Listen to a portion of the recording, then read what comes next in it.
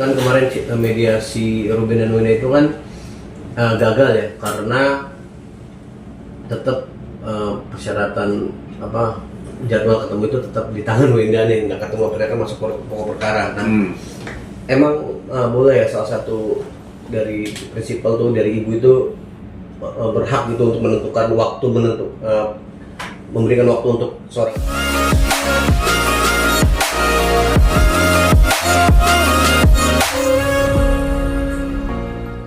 Kan kemarin mediasi Ruben dan Wina itu kan gagal ya, karena tetap persyaratan jadwal ketemu itu tetap di tangan Wenda nih, nggak ketemu, mereka masuk pokok perkara. Nah, emang boleh ya salah satu dari prinsipal tuh dari ibu itu berhak gitu untuk menentukan waktu, memberikan waktu untuk seorang ayah itu emang di tangan seorang ibu ya kalau sudah bercerai gitu. Tidak seperti itu. Jadi gini, kalau itu kan hak asuh sudah terpisah daripada akte cerai ya. Nah biasanya itu hak asuh anak itu memang bisa terpisah dengan gugatan cerai. Nah ini kan berkaitan dengan akte 39 kalau saya tidak salah ya. Kemarin kan ada akte 39 yang dibuat di notaris terkait terkait masalah hak asuh anak itu. Yang pada intinya ini hal yang sangat penting sekali, bahwa salah satu yang bisa menjadi dasar utama menggugat itu ini berkaitan dengan akses komunikasi dengan anak dan bapak. Itu indikatornya banyak. Misalnya seorang ibu mengasingkan anaknya tidak boleh bertemu ya dengan alasan apapun, terkecuali kalau misalnya bapaknya dapat dibuktikan, misalnya dia sakit secara medis, tidak boleh buktinya sembarangan, itu harus benar-benar diperoleh secara sah, ya kan? Kalau hanya dia bilang gini, itu kan jatuhnya nanti fitnah, ya kan? Kira-kira gitu. Kalau misalnya digemborkan dia penyakitnya ada penyakit begini, saya khawatir anak saya dekat ini, ada nggak itu buktinya? Buktinya ini diperoleh secara sah, jangan sampai itu menjadi fitnah. Ya seperti itu ya. Jadi yang jelas apapun bentuknya ini sensitif loh ya. Indikatornya banyak itu. Misalnya harus bertemu dengan anak, ada orang ketiga, itu juga salah satu indikator menghalang-halangi. Ya, tidak memberikan akses komunikasi bebas anak itu, seperti itu. Nah boleh ada pihak ketiga ketika misalnya diketahui bahwa misalnya ini contoh, bapaknya ini kalau ketemu anaknya biasanya kasar, mukul dan lain-lain sebagainya. Nah itu perlu ada pengawalan pihak ketiga, tapi sepanjang itu tidak, ngapain? Ya, itu sama sekali tidak boleh. Ya, yang lain? Terus ternyata kan ini kan Ruben ini kan menggugat bukan untuk menguasai sepenuhnya hak, hanya ingin minta jatah lah, seminggu tuh bisa ketemu 2 atau 3 hari gitu. Nah, apakah terlalu beratkah saat seperti itu biasanya untuk permintaan dari suami gitu, seorang bapak gitu? Tidaklah, itu sangat wajar sekali. Dan bahkan ya, ini saya kasih tahu ya.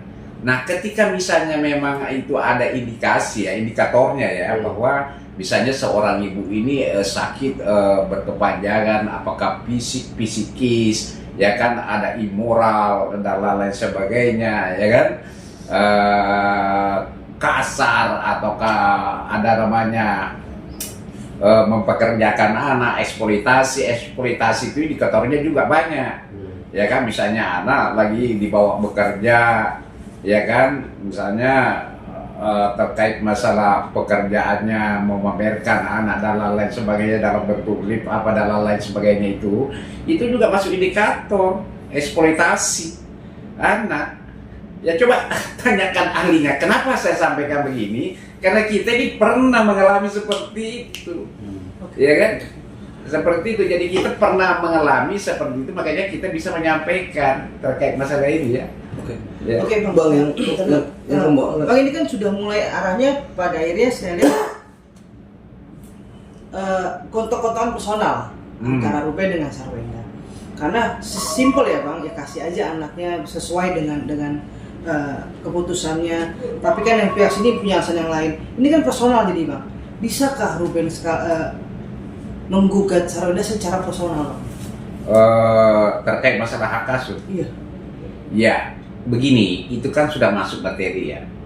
Artinya sepanjang memang dapat dibuktikan ya, rekan di sana misalnya dapat membuktikan seperti tadi apa saya sampaikan, ada buktinya bahwa ini misalnya ada bukti ini akses untuk ketemu anaknya dipersulit, misalnya mau ketemu harus ada pihak ketiga, harus ada syarat, anaknya sengaja diasingkan, itu ada bahasa Belanda, saya lupa ya bahasa Belanda. Kalau seorang ibu mengasingkan anaknya untuk tidak bertemu dengan ibunya, itu indikatornya sangat kuat untuk digugat itu, dan bahkan sudah banyak jurisprudensinya itu hak asuh itu berpindah ke bapaknya. Coba dibuka aja. Misalnya ada seorang ibu mengasingkan anaknya untuk tidak ketemu ibunya. Oh itu coba aja buka di jurisprudensi banyak itu. Makanya tadi salah satu syarat yang paling kuat itu untuk beralihnya hak asuh anak itu ke bapak, yaitu tadi karena tidak diberi akses komunikasi. Indikasinya sekali lagi, salah satunya harus ketemu ada syarat, harus ada pengacara misalnya, harus ada orang tertentu, kemudian dengan sengaja diasingkan. Wah itu sudah bisa buka itu jurisprudensinya itu. Banyak putusan hakim yang terdahulu memutus hak asuh itu pindah ke bapaknya. Nah seperti itu ya.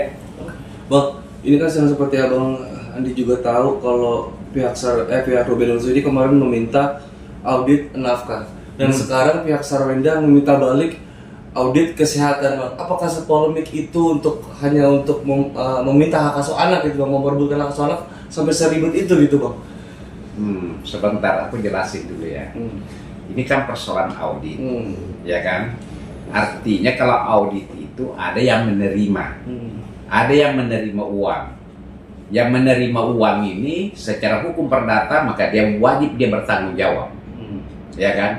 Ketika ada kecurigaan ya bahwa uang itu disalahgunakan misalnya bukan untuk kepentingan anaknya, ya bukan untuk kepentingan anaknya, maka si bapak ini berhak meminta bukti-bukti pengeluaran itu. Nah ketika dia itu tidak mau, maka Ruben ini bisa mengajukan penetapan di pengadilan supaya hakim minta bukti-bukti itu. Nah, kalau dia tidak mau, hakim bisa menunjuk auditor independen untuk mengaudit itu. Nah, akibat hukum apa kalau misalnya ternyata benar itu uang itu bukan diperuntukkan untuk anaknya? Akibat hukum satu. Akibat hukumnya itu ibunya harus mengganti uang itu. Dia harus mengganti. Itu namanya uang prestasi. Dia harus mengganti uang itu. Uang itu bukan untuk kau kok, untuk anakmu. Ya kan? Kira-kira begitu ya. Bisa dia minta ganti. Dan itu pun juga menjadi indikasi yang sangat kuat supaya hak asuh anak itu kembali ke bapaknya. Hasil audit tadi itu kalau misalnya benar-benar terbukti. Artinya gini, kami ini adalah praktisi hukum. Satu, kita pernah belajar ilmunya. Dan kedua, kita pernah ngalami.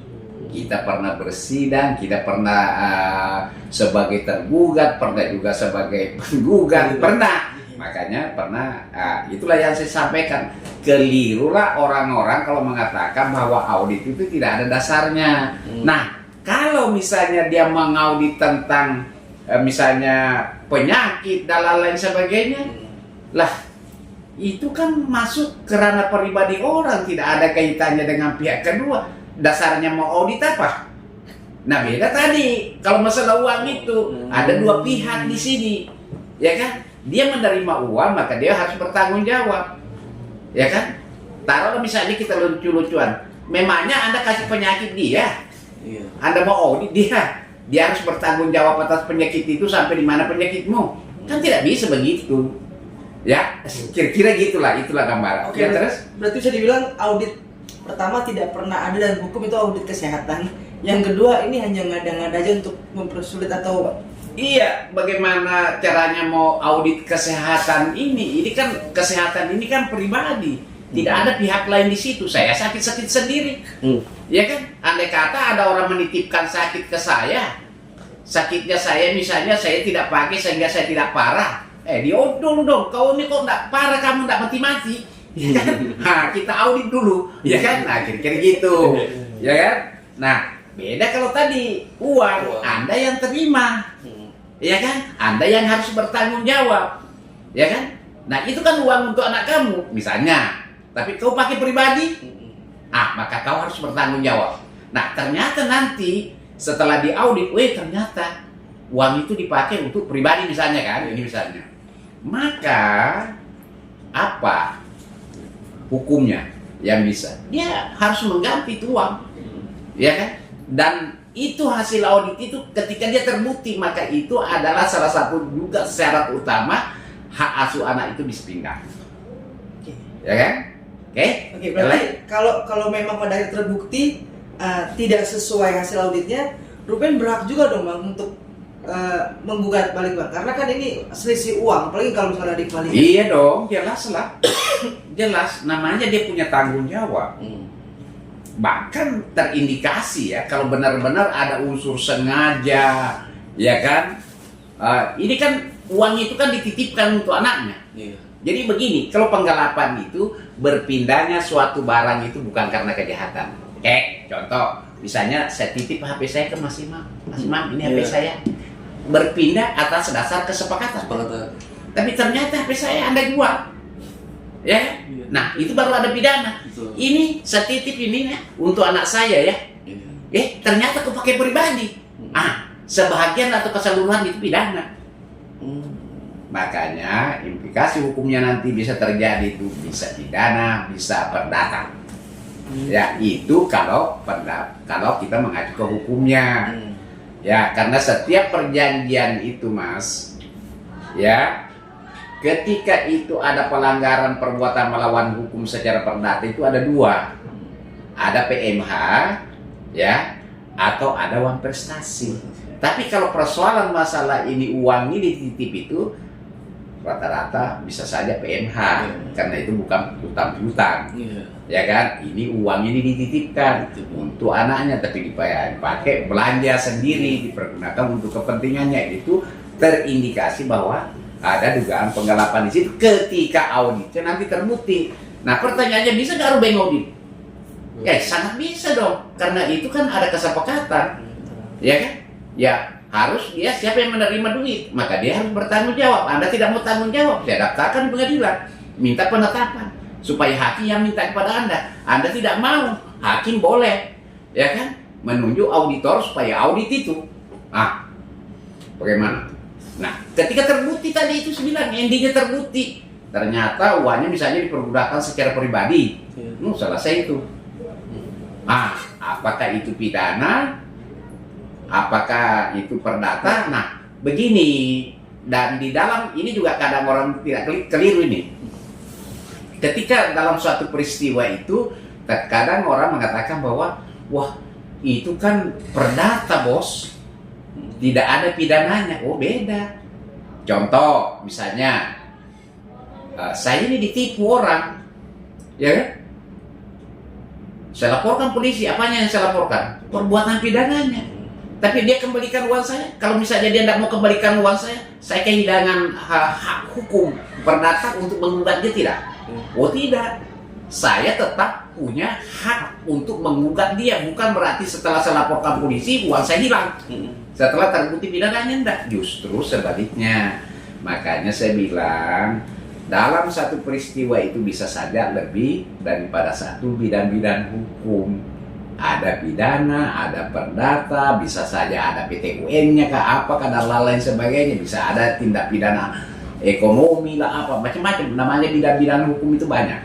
Tapi yang sering terjadi itu pidana dengan perdata, itu namanya bidang hukum. Jadi setiap suatu peristiwa itu pasti atau bisa saja terjadi lebih daripada satu bidang-bidang hukum. Apalagi penipuan itu pasti. Saya ditipu 5 miliar, misalnya kan. Saya laporin polisi, yang saya laporkan apanya? Penipunya, perbuatan menipunya. Tapi untuk mengembalikan uang saya, itu adalah perbuatan perdata namanya. Hukum perdata. Seperti itu ya. Yang lain? Berarti perkara audit itu bukan perkara sepele dalam pengadilan persidangan ya, Pak Andi ya? Sebenarnya sih kalau kita bilang itu sepele atau tidaknya, saya pikir memang itu proses hukum. Namanya suatu kesepakatan itu, makanya saya bilang tadi, kalau di dalam kesepakatan itu disepakati bahwa suatu saat diaudit itu lebih mudah lagi. Tentu kan diaudit, karena sudah disepakati di awal. Tapi kalau di dalam satu perjanjian itu tidak ada hal yang disepakati di awal bahwa itu tidak ada audit, maka yang merasa dirugikan bisa meminta penetapan di pengadilan supaya pengadilan meminta orang itu menyerahkan bukti-bukti. Ya kan? Kalau dia tidak mau, maka pengadilan punya kewenangan untuk menunjuk auditor supaya diaudit itu. Seperti itu. Ini semua proses hukum. Tidak ada rekayasa seperti itu. Ya itulah proses hukumnya. Nah beda tadi. Kalau misalnya masalah kesehatannya orang diaudit, gimana mau diaudit? Itu kan berdiri sendiri. Penyakit itu kan dari Tuhan, bukan dari orang lain.